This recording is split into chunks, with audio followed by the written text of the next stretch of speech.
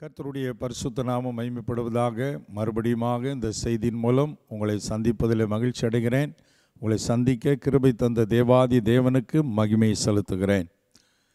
ஒவ்வொரு வாரமும் Peniel search தொலைக்காட்சி மூலமாக உங்களோடு ஆண்டவருடைய வார்த்தைகளை பகிர்ந்து கொண்டு வர கிருபை தந்து வருகிற தேவனுக்கு மகிமை செலுத்துகிற அதே வேளையில் இதை பார்த்து ஆசீர்வதிக்கப்படுகிற உங்களுடைய சாட்சிகளை உங்களிடத்திலிருந்து எதிர்பார்க்கிறேன்.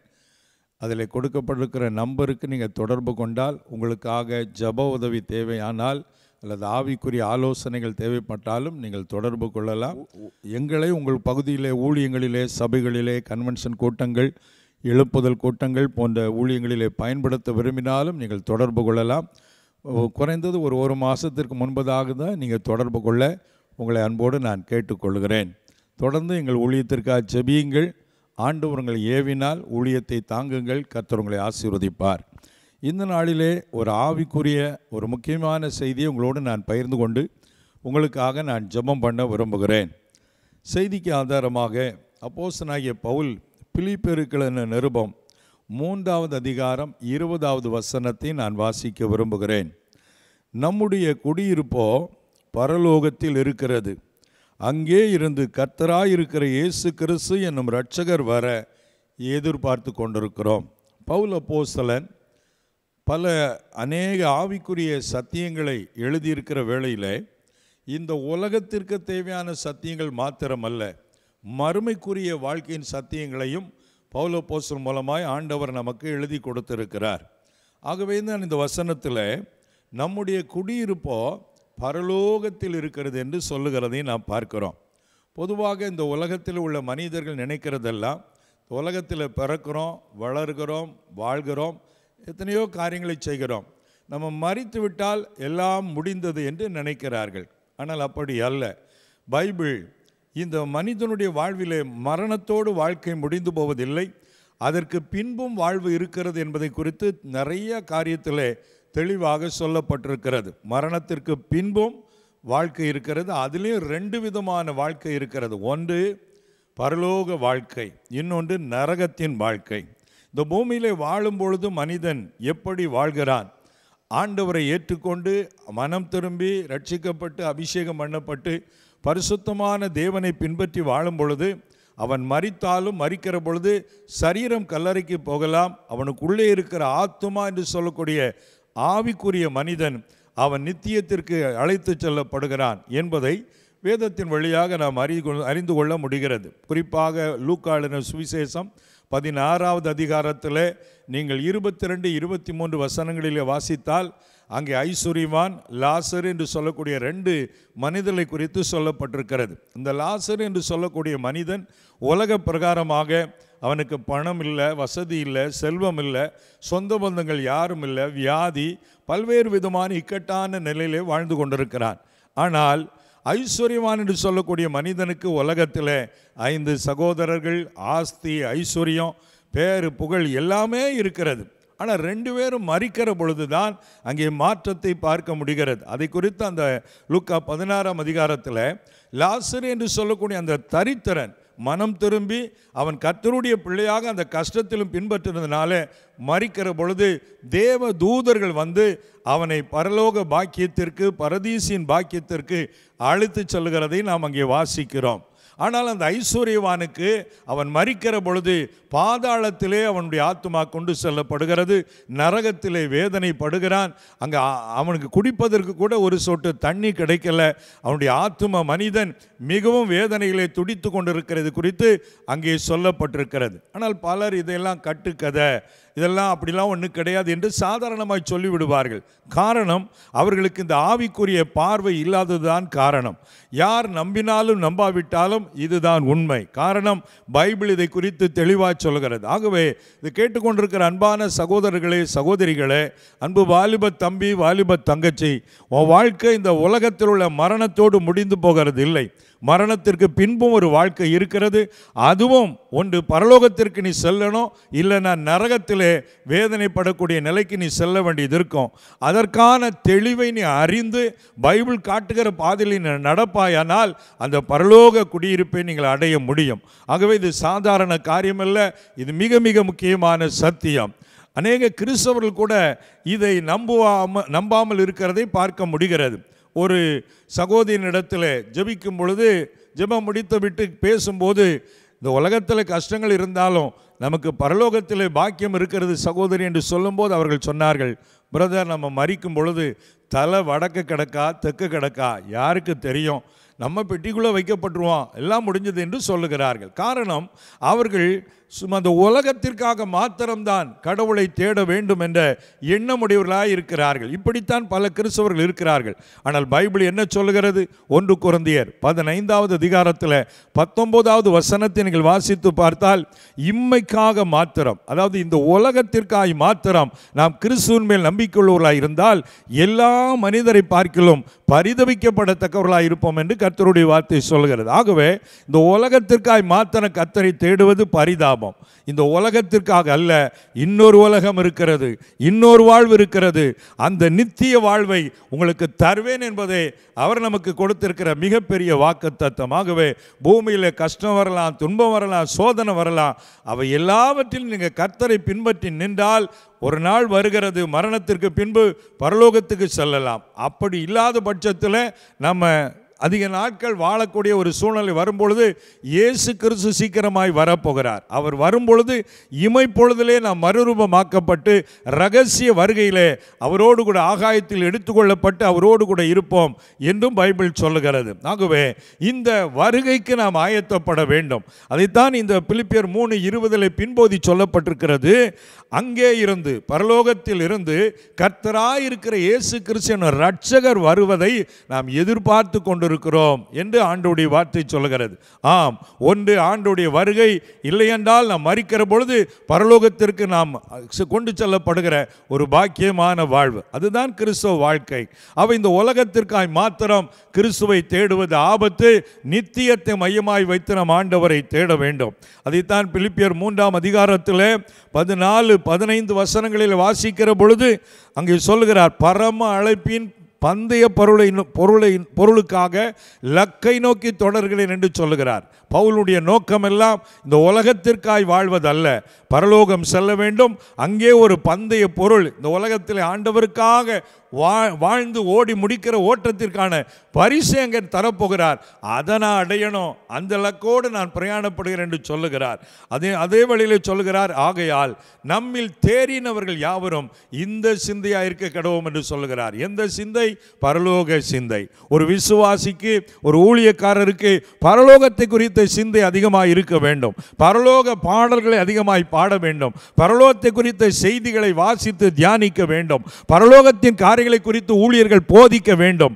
ஆனால் இந்த கடைசி காலத்தில் அநேகர் பரலோக சத்தியத்தையே மறந்து போய்விட்டு உலகம் பணக்காரன் ஆகணும், செல்வந்தன் ஆகணும், ஆண்டவரை தேடு, நீ விரும்புகிறபடி 4 கார் தருவார், விரும்புகிறபடி உயர்ந்த கார் தருவார், என்னெல்லாமோ பிரசங்கம் பண்ண ஆரம்பித்து விட்டார்கள். இயேசு சொன்னார், ஒருவன் என்னை பின்பற்றி வர விரும்பினால் அவன் தன்னை தான் வெறுத்து தன் சிலுவை எடுத்துக்கொண்டு என்னை பின்பற்ற கடவன் என்று சொன்னார். அப்படி அவரை பின்பற்றும் பொழுது உலகத்திலே பாடு இருந்தாலும் முடிவிலே நித்திய வாழ்வை நமக்கு வைத்திருக்கிறார். ஆகவே அந்த சிந்தையோடு நாம் வாழ வேண்டியது மிக அவசியமாக இருக்கிறது. ஆனால் எனக்கு அன்பான சகோதரர்களே, சகோதரிகளே, உங்களுக்குள்ளே இந்த பரலோக சிந்தை இருக்கிறதா? பரலோகத்தை குறித்து பேசுகிறீர்களா? பரலோகத்தை குறித்து பைபிளில் தேடி வாசிக்கிறீர்களா? அதை செய்ய வேண்டும் நீங்கள். அப்பொழுதுதான் இந்த உலகத்துள்ள பாடுகளை மேற்கொண்டு அவருக்காய் நிற்க முடியும். மாறாக இந்த உலகத்திற்காகவே நீங்கள் ஆண்டவரை தேடினீங்கன்னா, ஒருவேளை ஆண்டவர் அதை தராத பட்சத்தில் உங்கள் வாழ்க்கையிலே விழுந்து போவதற்கு வாய்ப்பு உண்டு. நான் ஆண்டவர்கிட்ட இதை கேட்டேன் தரல, அதை கேட்டேன் தரல என்று நீங்கள் விழுந்து போவதற்கு வாய்ப்பு உண்டு. ஆனால் நித்தியத்தை மையமாய் வைத்து வாழும் பொழுது ஆண்டவர் எனக்கு கேட்டதை தரட்டாலும் பரவாயில்ல, எனக்கு முக்கியம் பரலோகம், நான் பரலோகத்தை அடையணுமே, அந்த சிந்தையோடு வாழும் பொழுது இவ்வுலக பாடுகளெல்லாம் என்னை என்ன செய்திடும், நான் அவ்வுலக வாழ்வை காண காத்திருக்கிறேன் என்று பக்தன் பாடினது போல அந்த விசுவாசம் உங்களை கிறிஸ்துவுக்குள்ளே பலப்படுத்தி நிலைநிறுத்தக்கூடியதாக இருக்கிறது. ஆகவே பரலோகத்தை குறித்து அதிகமாக சிந்தியுங்கள்.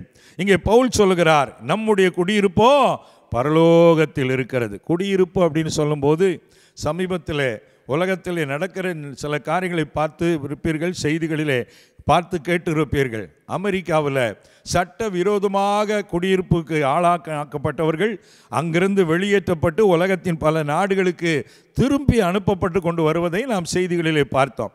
இந்தியாவுக்கு கூட அப்படி பலர் கொண்டு வரப்பட்டார்கள்.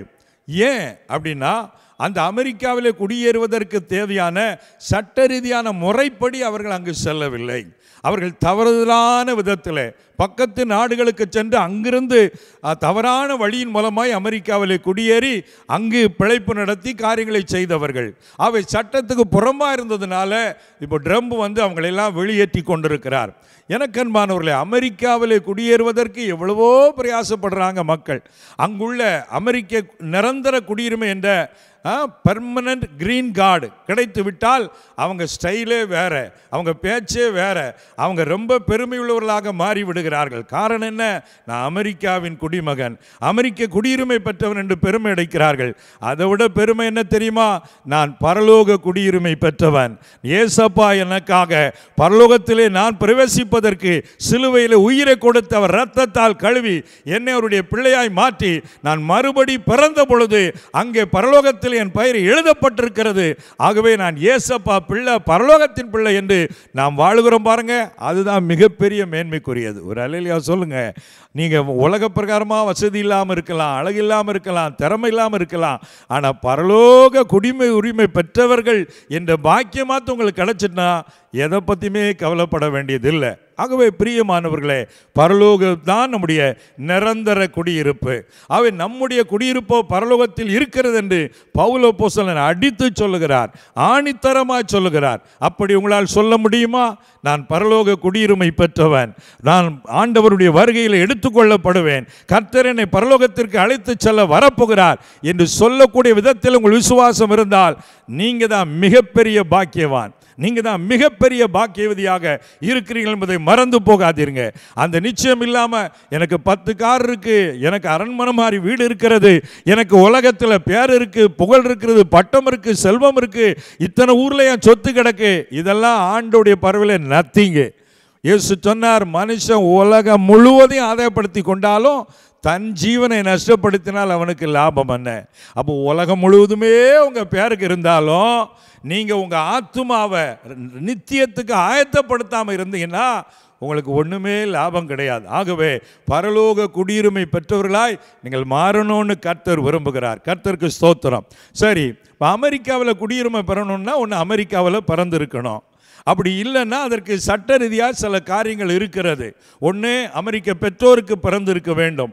இல்லை என்றால் அங்கே நிரந்தரமாக சில ஆண்டுகள் தங்கி இருந்து தொழிலோ வேலையோ செய்து அப்படி பல காரியங்கள் இருந்தால் அந்த கிரீன் கார்டு நீங்கள் வாங்க முடியும். அப்படி இருக்கிற பொழுது நாம் பரலோக குடியுரிமை பெறணும்னா நாம் செய்ய வேண்டியது காரியம் என்ன? நீங்கள் வேதத்தை வாசித்து பார்த்தால் பரிசுத்த யோவான் எழுதின சுவிசேஷத்தில் 3வது அதிகாரத்திலே நீங்கள் வாசித்து பார்க்கிற பொழுது 3வது அதிகாரம் 3 முதல் 5 வசனங்களை வாசித்து பார்த்தால், ஒருவன் மறுபடியும் பிறவாவிட்டால் தேவனுடைய ராஜ்யத்தை காண மாட்டான். ஒருவன் ஜலத்தினாலும் ஆவினாலும் பிறவாவிட்டால் தேவனுடைய ராஜ்யத்தில் பிரவேசிக்க மாட்டான் என்று ஆண்டவர் சொல்கிறார். அமெரிக்க குடியுரிமை வேணும்னா அமெரிக்காவில் பிறக்கணும். இப்போ நம்ம இந்தியாவில் பிறந்ததுனால இந்திய குடிமகளாக நாம் இருக்கிறோம்.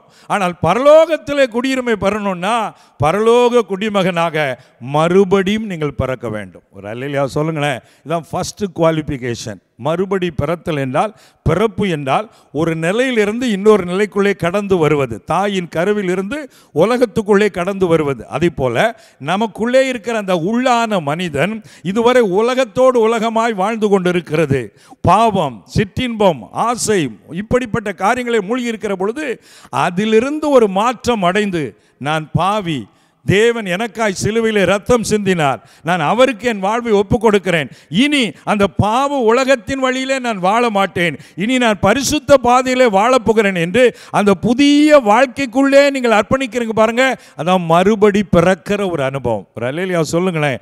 அப்படி மறுபடி பிறக்கிற அனுபவத்தின் அடையாளமாக ஞானஸ்நானம் பெற்றுக்கொள்கிறோம். ஞானஸ்நானம் பெறும் பொழுது தண்ணீருக்குள்ளே மூழ்கி ஞானஸ்நானம் கொடுக்கிற அனுபவம் இருக்கிறது. அப்படி தண்ணீருக்குள்ளே மூழ்கும் பொழுது நம்முடைய பழைய வாழ்க்கை அடக்கம் பண்ணப்படுவதற்கு ஒப்பாக இருக்கிறது. மறுபடியும் அதிலிருந்து எழும்பும் பொழுது கிறிஸ்துவுக்காக புதிய வாழ்க்கையாக, புதிய விதத்தில் கிறிஸ்துவுக்காக வாழும்படி மறுபடி நான் பிறந்திருக்கிறேன், பாவத்துக்கு மரித்து நீதிக்காக வாழ உயிர்த்தெழுந்திருக்கேன் என்பதை வெளிப்படுத்துவதுதான் ஞானஸ்நானம் பெறுவதனுடைய அடையாளமாக இருக்கிறது. அவை இந்த அனுபவத்தை நீங்கள் பெறும் பொழுது பரலோகத்திலே உங்கள் பெயர் எழுதப்படுகிறது. ஒரு அல்லேலூயா சொல்லுங்களேன். அன்பான சகோதரனே, சகோதரியே, பரலோக குடியுரிமை பெற ஆர் யூ ப்ரிப்பேர்டு? நீங்கள் ஆயத்தமாக இருக்கிறீங்களா? நீங்கள் பரலோகத்தில் செல்ல முடியுங்கிற நிச்சயம் உங்களுக்கு இருக்குதா?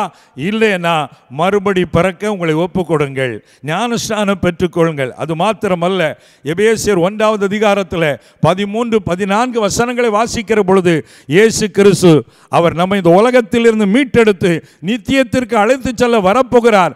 அதற்கு நான் ஆயத்தம் என்பதற்கு அச்சாரமாக, அடையாளமாக பரிசுத்தாவின் அபிஷேகம் என்ற முத்திரையை கர்த்தர் நமக்கு தருகிறார். ஆகவே நாம் பரிசுத்தாவின் அபிஷேகத்தை பெற்றுக்கொள்ள வேண்டும்.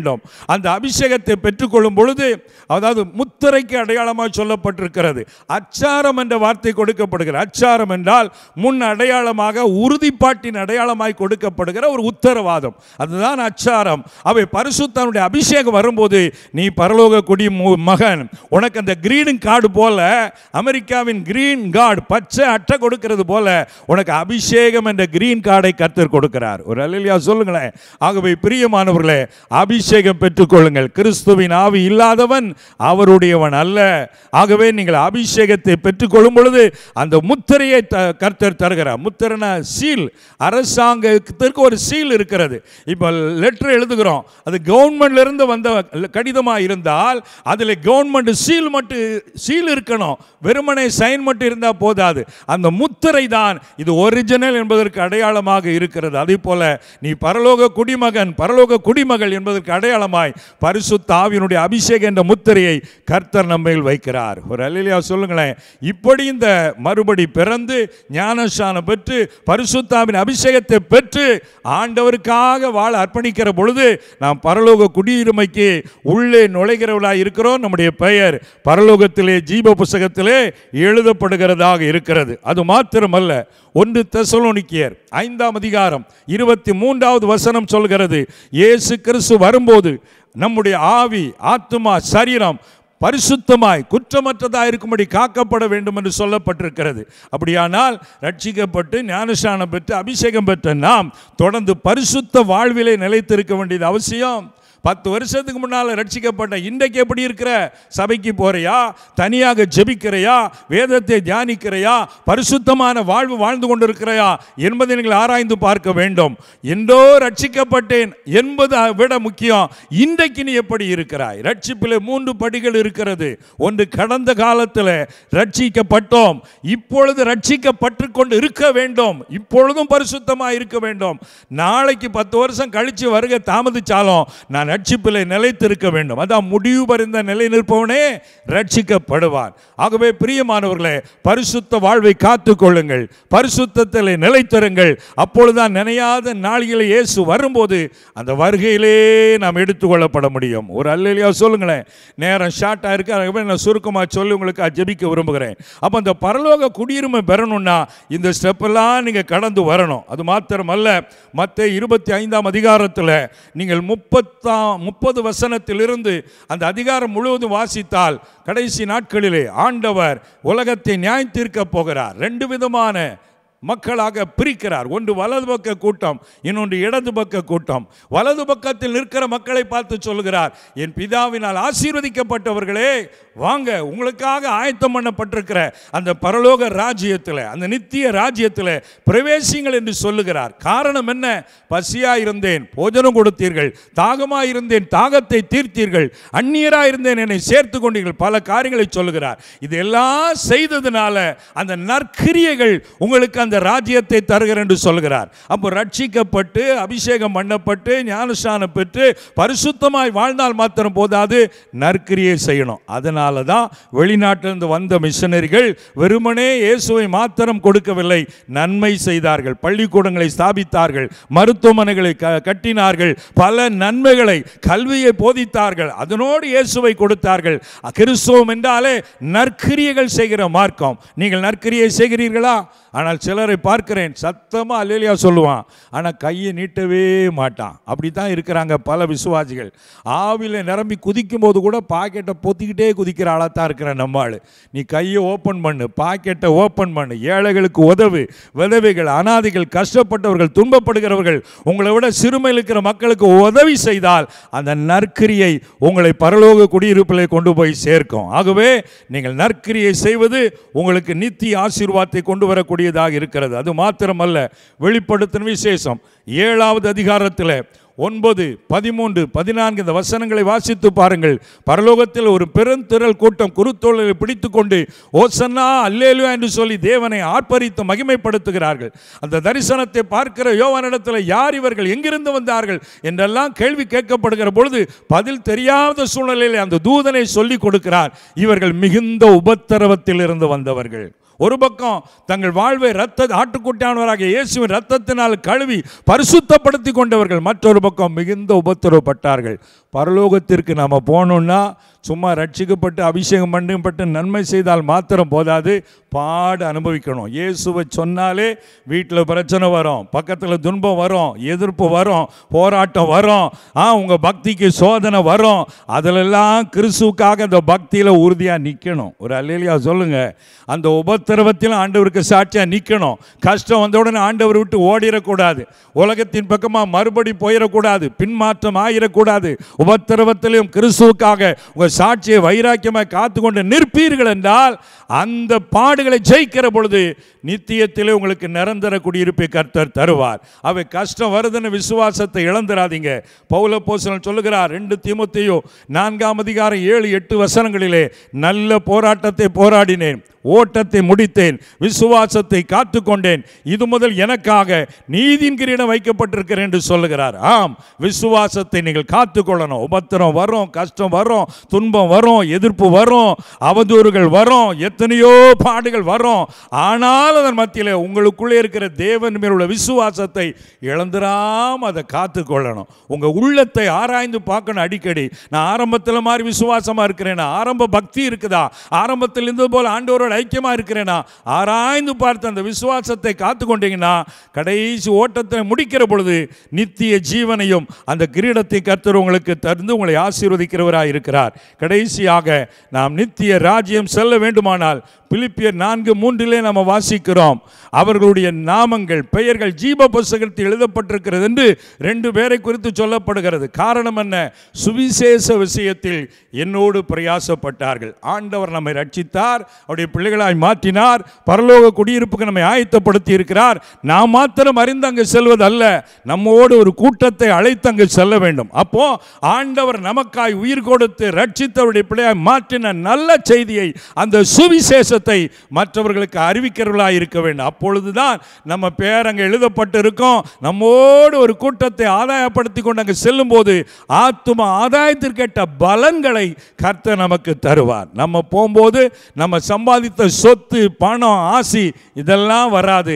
ஆனால் நம்ம சுவிசேஷம் சொல்லி ஆதாயப்படுத்தின, நன்மை செய்த ஆத்துமாக்களை ஆதாயப்படுத்தின அந்த ஆத்தும ஆதாய பணியின் மகிமை நம்மோடு கூட கடந்து வரும். ஆகவே நித்தியத்தில் இயேசு நம்மை வரவேற்க காத்திருக்கிறார். அந்த குடியிருப்புக்கு நீங்கள் செல்ல ஆயத்தமாக இருக்கின்ற ஆராய்ந்து பாருங்கள்.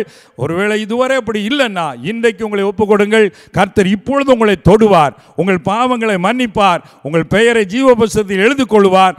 அந்த பரலோக கிரீன் கார்டை கர்த்தர் உங்களுக்கு தருவார். ஜெபம் பண்ணுவோமா? கர்த்தரை நோக்கி பார்ப்போம்.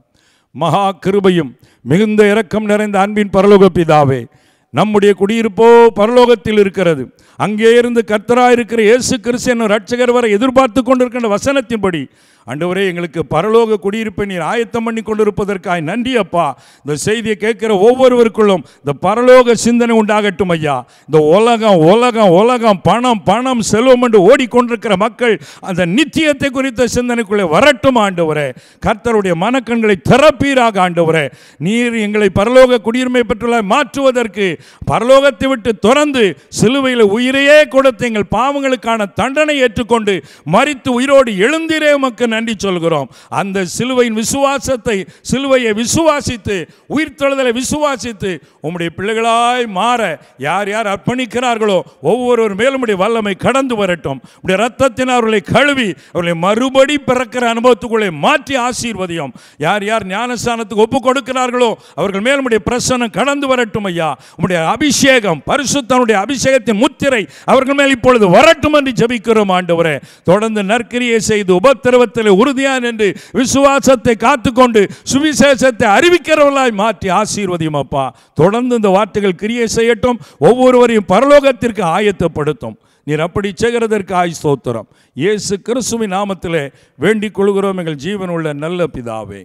ஆமேன், ஆமேன். பிரியமானவர்களே, நம்ம குடியிருப்பு இங்கே இல்லை. ஆயத்தமாயிருங்க. நனியாத வேளையில் ஆண்டுடைய வருகை இருக்கிறது.